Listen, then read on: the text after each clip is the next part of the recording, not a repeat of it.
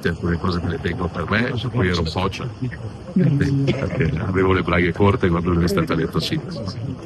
Però ne abbiamo fatte tante. E anche ultimamente, ricordo alle ultime elezioni con Mario Conte, chiacchierando io adesso da ministro a Treviso, ho potuto anche portare source, interventi, cantieri, però lui ha detto, però Matteo ha detto qui, là, su e giù.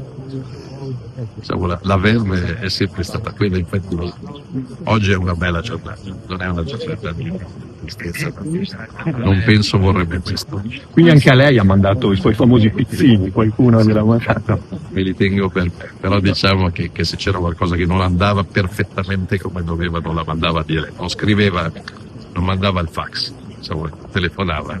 No, sindaco del Triventi, che forse oggi mancano un po'. Ce ne sono, ovviamente siamo nel 2025, ci sono i social, però ci sono ragazzi e ragazze allevati da lui della Lega che fanno esattamente lo stesso, che alle 2 di notte se c'è un problema non chiamano qualcuno per uscire ma escono.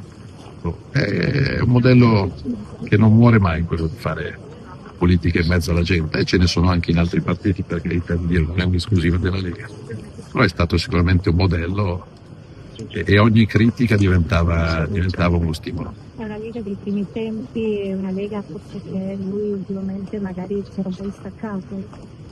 No, me lo ricordo presentissimo nell'ultima campagna elettorale, certo. A 95 anni magari vuoi anche riposarti un attimino, ci sta, vuole arrivare non a 95, a 65 con la sua però c'è stato fino all'ultimo per la sua città, per i suoi alpini, per la sua Lega, per la sua gente.